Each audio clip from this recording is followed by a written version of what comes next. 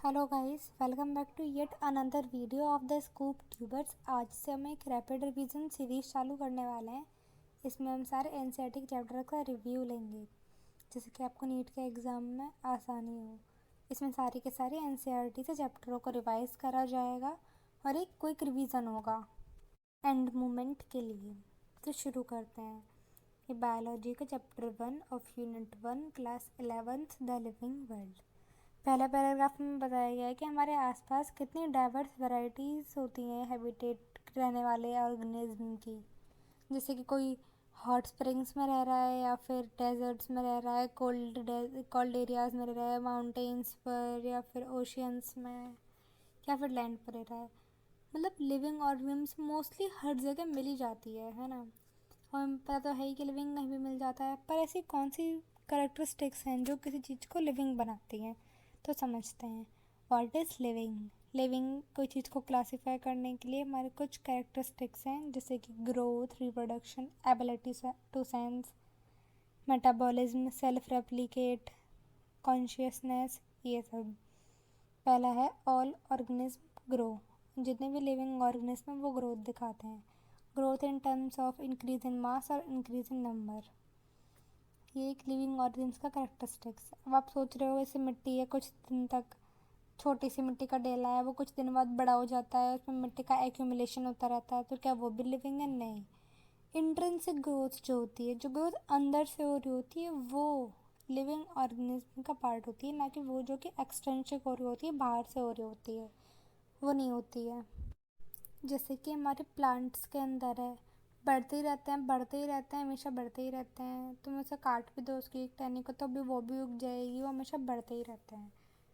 पर लेकिन ह्यूमंस में या फिर एनिमल्स में ऐसा नहीं है, वो एक सर्टेन एज पे या फिर हाइट पे आके रुक जाते हैं। एक सर्टेन एज पे उनकी सर्टेन हाइट हो जाती है, उसके बाद वो बढ़ते नहीं। जैसे कि 18 या 19 के एज पे ह्यूमन बींग्स उसके बाद नहीं बढ़ते हैं ना, ऐसा है। अगला है हमारा रिप्रोडक्शन। रिप्रोडक्शन भी एक लिविंग ऑर्गन्स का कैरेक्टरिस्टिक्स है, लेकिन इसका मतलब ये नहीं है कि सारे ही लिविंग ऑर्गेनिज्म रिप्रोडक्शन कर सकते हैं। इसके कुछ एक्सेप्शनल्स भी हैं, जैसे कि म्यूल है, स्टेराइल वर्कर बीज हैं, या फिर इनफर्टाइल ह्यूमन कपल्स हैं। यहाँ पर बस कहने का मतलब है कि जो नॉन लिविंग है वो नहीं कर सकते हैं, लेकिन जो लिविंग है वो कर भी सकते हैं, और कुछ उसके साथ एक्सेप्शनल है वो नहीं कर पाते हैं। ठीक है। रिप्रोडक्शन किसी भी तरीके से हो सकता है, जैसे कि सेक्सुअल है, बाइनरी फिजन हो रहा है, बिडिंग हो रहा है, या फिर सेक्सुअल तरीके से। दोनों तरीके से रिप्रोडक्शन हो सकता है एक लिविंग ऑर्गेनिज्म के अंदर, डिपेंड करता है नेचर ऑफ द ऑर्गेनिज्म पे। ठीक है। अगला है हमारा मेटाबॉलिज्म। जिसे हमने ऊपर देखा, दोनों में कुछ ना कुछ एक्सेप्शनल था, जैसे कि ग्रोथ में वो इंटेंसिटी होनी चाहिए, रिप्रोडक्शन में कुछ भी एक्सेप्शनल थे, जैसे कि म्यूल्स वगैरह, तो इनमें कुछ तो थे। लेकिन मेटाबॉलिज्म एक ऐसा फीचर है जो कि हर एक लिविंग ऑर्गेनिज्म के अंदर होता है। मेटाबॉलिज्म का मतलब होता है केमिकल रिएक्शंस होना हमारी बॉडी के अंदर, जिससे कि हमको एनर्जी मिलती है या फिर एनर्जी यूटिलाइज होती है, इसे हम बोलते हैं मेटाबॉलिज्म।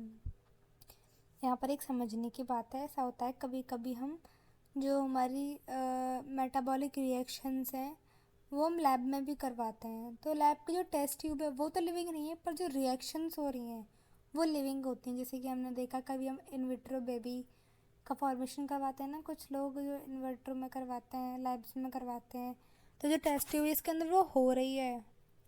जैसे कि हम समझते हैं हमारे टेस्ट ट्यूब्स के अंदर कोई इन विट्रो रिएक्शन हो रही है, तो जो टेस्ट ट्यूब है वो तो नहीं है लिविंग, पर जो रिएक्शन हो रही है ना वो लिविंग है। ठीक है। अगला है हमारा कॉन्शियसनेस है। और आपको एक जोर से थप्पड़ दे, कोई ऐसे जोर से झापड़ दे, एकदम आपको हिला दे एकदम, तो आपको उसको सेंस भी होगा, आपका मन भी करेगा उसको मारने के लिए वापस, तो आप उसको रेस्पॉन्ड करें ना, आपको एक स्टिमुलाई मिली उसको आप रेस्पॉन्ड करें, इसी को हम बोलते हैं कॉन्शियसनेस। जैसे कि प्लांट्स हैं वो लाइट को रेस्पॉन्ड करते हैं, वाटर को रेस्पॉन्ड करते हैं, टेम्परेचर को, किसी का ऑर्गेनिज्म को, ऐसे ही हम भी रेस्पॉन्ड करते हैं काफ़ी सारी चीज़ों को। जैसे हमारी आँख को हम ऊपर देखते हैं, हमें धूप लग रही होती है, हमें पता चल जाता है, हम अपनी आँखों को बंद कर लेते हैं तुरंत से, वो भी तो हम एक रेस्पॉन्ड करते हैं तरीके से लाइट को। इसी तरीके से हर एक लिविंग ऑर्गेनिज्म रेस्पॉन्ड करता है, इसका भी कोई एक्सेप्शन नहीं है। तब तक हमने क्या पढ़ा? मेटाबॉलिज्म और कॉन्शियसनेस वो हर एक लिविंग के अंदर होती है, इसका कोई भी एक्सेप्शनल नहीं है। इसमें एक मेन पॉइंट भी है कि जो ह्यूमंस होते हैं वो सेल्फ कॉन्शियस होते हैं, वो अपने लिए जागरूक होते हैं, लेकिन जो प्लांट्स हैं या फिर अदर ऑर्गेनिज्म वो नहीं होते हैं इसके लिए जागरूक। अब आपके दिमाग में आ रहा होगा जो लोग कोमा में हैं वो तो नहीं होते कॉन्शियस, वो कॉन्शियस तो होते हैं पर वो सेल्फ कॉन्शियस नहीं होते, क्योंकि जो उनके ब्रेन सेल्स होता है ना वो डेड हो जाते हैं, उसकी वजह से उनका जो ब्रेन है वो काम करना बंद ही कर देता है, इसलिए वो सेल्फ कॉन्शियस नहीं होते हैं, पर वो कॉन्शियस तो होते हैं। ठीक है, अगला है हमारा डाइवर्सिटी इन लिविंग वर्ल्ड। अब हमें इस पर समझना पड़ेगा, पहले टर्म है हमारा बायोडाइवर्सिटी। बायोडाइवर्सिटी का क्या मतलब है, हमारे पास काफ़ी ज़्यादा वाइड रेंज ऑफ वैरायटी है लिविंग स्पीसीज़ की। 1.7 to 1.8 million number of species है हमारे पास। तो वैसे तो है नहीं कि इन सबको हम एक साथ ही पढ़ लेंगे, नहीं ना, ऐसे पढ़ने के लिए हमें एक कुछ तो कोई ना कुछ सिस्टम बनाना ही पड़ेगा। तो समझते हैं हमने कैसे करना है, किसी चीज़ का नामकरण वगैरह सब कुछ इसी के अंदर पढ़ेंगे हम। सबसे पहले हमें कोई चीज़ मिली, मुझे यहाँ पर एक कोई ऑर्गेनिज्म मिला है, तो मैं क्या करूँगी, सबसे पहले उसे आइडेंटिफाई करूँगी ये किसकी तरह दिखता है। मान लो मुझे एक कोई तो कॉकरोच मिला है जैसे कि, तो मैं देखूँगी अब ये किसकी तरह लगता है, मुझे लगता है किसी किसी इंसेक्ट की तरह लगता है, क्योंकि इसके इतने ही पैर इंसेक्ट के होते हैं, तो मुझे पता चल गया है कि एक इंसेक्ट है। तो अब मैं उसका नामकरण करूँगी, अब मैंने उसका नाम रख दिया है, फिर नाम रखने के बाद मैं उसको क्लासीफाई कर दूँगी। ठीक है, तो ये होता है हमारा किसी चीज़ को क्लासीफाई करने का मतलब, एक तरीके से बताने का कि ये ऐसा है, ये मैंने नई खोज करी है, इसका नाम वाम ऐसे रखा जाता है। ठीक है, अगर मान लो वो जो चीज़ें मैंने खोजी है वो एक पेड़ था या फिर कोई भी बोटेनिकल चीज़ है, तो इसका नाम रखा जाएगा code of botanical nomenclature ICBN के अकॉर्डिंग। लेकिन अगर वो एक जूलॉजिकल चीज़ थी, कोई एनिमल था, तो इसका नाम रखा जाएगा international code of zoological nomenclature के अकॉर्डिंग ICZN। ठीक है, अब हमने जानना है कि किसी चीज़ का नाम कैसे रखा जाएगा, मतलब कैसा नाम होगा। जैसे कि हमारा नाम है, एक सरनेम होता है, एक नाम होता है, एक मिडल नेम भी हो सकता है किसी किसी का। तो ऐसे ही प्लांट्स या फिर कोई एनिमल्स का जब हम बोटेनिकल नाम रख रहे थे तो हमने कुछ तो ही लगाया ही था जुगाड़। तो वो जुगाड़ क्या था, हमारा बायनोमियल नोमेनक्लेचर। तो बायनोमियल नोमेनक्लेचर का मतलब क्या है, बाई मतलब कि दो और नोमेनक्लेचर मतलब कि नाम, तो वो है दो नामों से मिलके बनता है वो। ठीक है, बायो मतलब कि हमारा पहले जीनस और दूसरा स्पीसीज, इन दोनों से मिलके बनता है। दिया किसने था, लिनियस ने दिया था। इवन रेफरेंस टू नोमेनक्लेचर हमें क्या क्या पता होना चाहिए। जो हमारा बायोनोमियल नोमेनक्लेचर होता है ना, जो हमारा बोटेनिकल नाम होता है या फिर बायोलॉजिकल नाम होता है, वो मोस्टली लैटिन में या फिर ग्रीक में दिया जाता है, क्योंकि जो ये दोनों लैंग्वेजेस हैं ना ये डेड लैंग्वेजेस हैं। डेड लैंग्वेज का मतलब ये इतना फेमस नहीं है, तो मोस्टली इन्हीं लैंग्वेजेस का यूज़ होता है। सेकंड है हमारा कि जो हमारा बायोलॉजिकल नेम होगा, इसमें जो पहला वाला वर्ड होगा वो जीनस होगा, जो दूसरा वाला वर्ड होगा वो स्पीसीज़ होगा।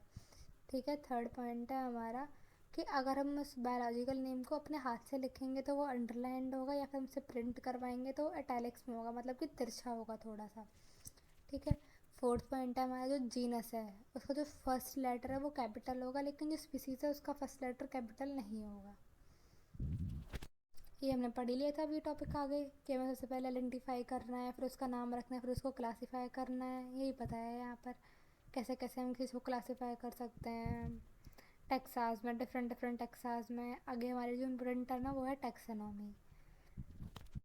Based on the living characteristics, हम कोई भी करेक्टरिस्टिक्स को देख के कि इसके दो हाथ हैं, दो पैर हैं, कैसे भी जिस तरीके से भी हमने उस करेक्टरिस्टिक्स देखे हैं हर एक वे में, उस तरीके से हम उसे डिफ़ाइन करते हैं और फिर उसको डिफरेंट टेक्सास में लिखते हैं। टेक्सा हम आगे पढ़ेंगे क्या है। टेक्सा एक तरीके की टर्म दी गई है अलग अलग कैटेगरीज़ को, जिस भी हम कैटेगरी में उसे रखते हैं या फिर टेक्सा में रखते हैं उसे हम टेक्सानॉमी बोलते हैं। अब हम आगे पढ़ेंगे टेक्सानॉमी क्या है, कैसे है। सबसे पहले अगली टर्म वो भी काफ़ी मेन है, वो है हमारी सिस्टमेटिक्स। अब हमने उसे डिवाइड कर दिया, मतलब कि उसे क्लासीफाई कर दिया, उसे हम पढ़ेंगे। तो जो हम कोई भी टेक्सोनॉमी को पढ़ते हैं उसे हम क्या बोलते हैं, सिस्टमेटिक्स बोलते हैं। जिस ब्रांच में इन सब चीज़ों के बारे में पढ़ाई होती है कि कैसा ऑर्गेनिज्म है, उसका आइडेंटिफिकेशन, नॉमेनक्लेचर और क्लासिफिकेशन, तीनों सिस्टमैटिक्स के अंदर ही आते हैं। अगला है हमारा टेक्सोनॉमिक कैटेगरीज। टेक्सोनॉमिक कैटेगरीज में क्या आता है हमारा, एक टेक्सोनॉमिक कैटेगरी वो होती है जैसे कि में एक प्रॉपर अरेंजमेंट होता है किसी को डिवाइड कर, मतलब कि क्लासिफाई करने का एक प्रॉपर स्केड्यूल, जैसे कि बड़े से छोटा कोई, उसे हम बोलते हैं टेक्सोनॉमिक हायरार्की। उसमें जो एक एक रैंक होती है, हायरार्की तो हमें पता ही है कौन सी, किंगडम, फाइलम, ये वाली हमारी हायरार्की होती है। हमारे किंगडम है, फाइलम है या फिर स्पीसीज़ है, जीनस है, ये अलग अलग टेक्सा होते हैं, टेक्सॉन होते हैं। ठीक है, अब हम अलग अलग तरीके से इन सब टेक्सास के बारे में पढ़ेंगे। सबसे पहला टेक्सास है हमारा स्पीसीज। स्पीसीज में क्या होता है, स्पीसीज में मैक्सिमम नंबर ऑफ सिमिलैरिटीज़ होती हैं, जैसे कि मैंजिफेरा इंडिका। इसमें इंडिका एक क्या है, स्पीसीज है। तो जो इंडिका है इसके अंदर सारे के सारे आम होंगे ना, ऐसा तो है नहीं कोई सेब हो जाएगा। तो सबके आमों की क्या होती है, सारे आम तो एक जैसे ही होता है ना। अब ये मत कहने लगना कि जैसे दशहरा आम और ऐसा आम और वैसा आम। मैं एक एग्जांपल देती हूँ कि सारे आम होते तो एक जैसे ही है ना। जैसे कि होमोसेपियंस हम इंसान है, सारे सेपियंस है वो होते तो इंसान ही है ना। इस तरीके से इनके अंदर मैक्सिमम नंबर ऑफ सिमिलरिटी होती है, सारे इंसान एक जैसे ही दिखते हैं, अलग तो है नहीं, सबके दो हाथ दो पैर हैं। इस तरीके से हम क्या बोलेंगे, मैक्सिमम नंबर ऑफ सिमिलरिटीज़ हमारी स्पीसीज़ के अंदर होती हैं। एक ग्रुप ऑफ स्पीसीज़ को हम क्या बोलते हैं, जीनस, जो कि हमारा अगला टैक्सा होता है। फॉर एग्ज़ाम्पल जो हमारी फैलिस है, कैट्स के लिए जीनस है। और जो हमारी पैंथेरा लियो, क्या होता है पैंथेरा लियो, लॉइन, उसमें जो पैंथेरा है वो भी एक जीनस है। ठीक है, अगला है हमारा टैक्सा फैमिली। फैमिली को मोस्टली फैमिली के जो एंडिंग होता है, जो उनका सरफेक्स होता है, उसमें क्या होता है AC या फिर A ही होता है। ये एक तरीका होता है जिससे हम फैमिली को डिफाइन कर सकते हैं, आइडेंटिफाई कर सकते हैं। ठीक है, जैसे कि हमने ऊपर पढ़ा हमारी कैट्स का क्या होता है, जीनस फैलिस होता है। उनकी फैमिली क्या होती है, फैलिडे होती है। और कुत्तों की क्या होती है, कैंसिडे। ऊपर हमने पढ़ा पैंथेरा लियो और बिल्ली का अलग अलग जीनस था, लेकिन उनकी फैमिली सेम ही होती है। इन दोनों की फैमिली हमारी फैलिडे ही होती है, इसलिए तो बोलते हैं कि शेर और बिल्ली मौसेरे भाई होते हैं। Just kidding. अगला टैक्स है हमारा ऑर्डर। ऑर्डर के एंड में मोस्टली ALES होता है। ठीक है, हमने आगे पढ़ा था कि हमारी बिल्ली की अलग थी और हमारे कुत्तों की अलग अलग फैमिलीज थी, पर इनका ऑर्डर सेम ही है। दोनों का ऑर्डर क्या है, कार्निवोरा है। और हमें पता है जैसे कि सोलेनम ट्यूबरसम में ट्यूबरसम स्पीसीज़ है, सोलेनम क्या है, इसका जीनस है। इसकी फैमिली क्या है, सोलेनेस। और इसका ऑर्डर क्या है, पॉलीमोनियल्स। अगला टेक्स्ट है हमारा क्या, क्लास। क्लास के सर्फिक्स में मोस्टली क्या आता है, प्लाइएसी या फिर ऑप्सिडा। हमने ऊपर पढ़ा कुत्ते बिल्ली किसके अंदर आते हैं, कार्निवोरा के अंदर। इनकी क्लास क्या है, मैमिलिया। अगला टैक्सॉन क्या है, फाइलम। फाइलम के सर्फेक्स में मोस्टली प्लाइटा आता है, PLYTA। फ्लाइम दो तरीके से, दो नाम होते हैं इसके। फाइलम को हम डिवीज़न भी बोलते हैं, बस इनमें अंतर ये है कि एक प्लांट के लिए यूज़ होता है और एक एनिमल के लिए यूज़ होता है। ठीक है, जो मैमेलिया क्लास पढ़ी थी हमने, जिसके अंदर कुत्ते बिल्ली सब आते हैं, ये भी इंसान वगैरह, ये सब किसके अंदर आते हैं, हमारे कॉर्डेटा फाइलम के अंदर आते हैं। अगला टैक्सॉन है हमारा किंगडम। किंगडम केवल 5 ही तो किंगडम है हमारे पास, जितने भी एनिमल्स हैं वो सारे एनिमेलिया के अंदर आते हैं, प्लांटी के अंदर आते हैं। क्या है, मोनेरा और प्रोटेस्टा, ये तो 5 किंगडम है। ऊपर से हम इतनी देर से पढ़ते आ रहे थे, हमारे मैमेलिया हो, कॉर्डेटा, ये सब कुछ एक एक किंगडम के अंदर आते हैं, उसे बोलते हैं एनिमेलिया।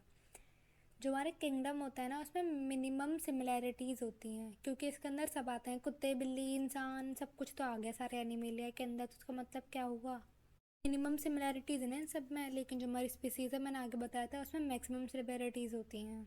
आगे एक टेबल दे रखी है जो कि बहुत इंपॉर्टेंट है, मैं बताती हूँ आपको इसका कैसे याद करना है। पहला है हमारा मेंस। इसका बोटेनिकल नाम है हमारा क्या, होमो सेपियंस। जीनस है होमो, एक बार उनका बोटेनिकल नाम मतलब बायोलॉजिकल नाम याद हो जाए उसके बाद तो सब इजी हो जाता है। जीनस हो गया होमो, फैमिली हो गई होमिनिडे, ऑर्डर है प्राइमेटा, क्लास में पढ़ी थी अभी मैमेलिया, और फाइलम कौन सा है कॉर्डेटा। ठीक है। हाउस फ्लाई मक्खी, मस्का डोमेस्टिका इसका होता है बायोलॉजिकल नेम। जीनस हो गया मस्का, फैमिली हो गई मस्किडे। अब इसको कैसे याद करना, ऑर्डर को, दो पंख होते हैं ना एक मक्खी के, तो डिप्थेरा। इंसेक्ट होती है, क्लास हो गई इंसेक्टा, फैलम कौन सा आर्थ्रोपोड।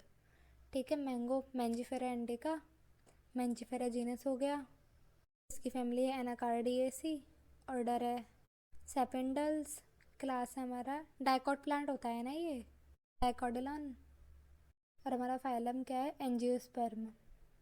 वीट क्या होता है ट्रिटियम, क्या एस्टिवम, ट्रिटियम एस्टिवम। जीनस हो गया Triticum, family Poaceae, order Poales. Monocot होता है ये इसलिए मोनोकॉटिलॉन, कॉटिलिडॉन, और जो फाइलम है वो क्या होता है एंजियोस्पर्म। ठीक है। अब हमने पढ़ ली, ये टेबल हमें याद हो गई, सब कुछ बहुत इजी था। अब हमने जान लिया है कि किसी चीज़ को डिवाइड करना है, क्या करना है। अब हमें इन सब चीज़ों को एक तरीके से प्रिजर्व भी तो करना होता है। अगर कभी पढ़ाई हो तो एक जगह इनका डाटा मिल जाए, इसलिए मैंने प्रिजर्व करके स्टोर करके भी तो रखना होता है। तो उसके लिए कुछ टेक्सोनॉमिक एड्स बनाए गए हैं, जैसे कि पहला है हमारा हर्बेरियम।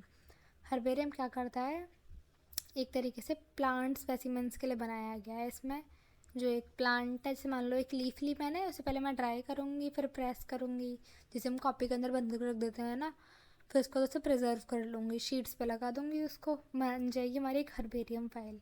अब मैंने एक पत्ता निकाला है, मैं उसे चिपका दूँगी, मुझे पता ही कैसे पड़ेगा, फ़ायदा ही क्या हुआ मेरा उसको चिपका के।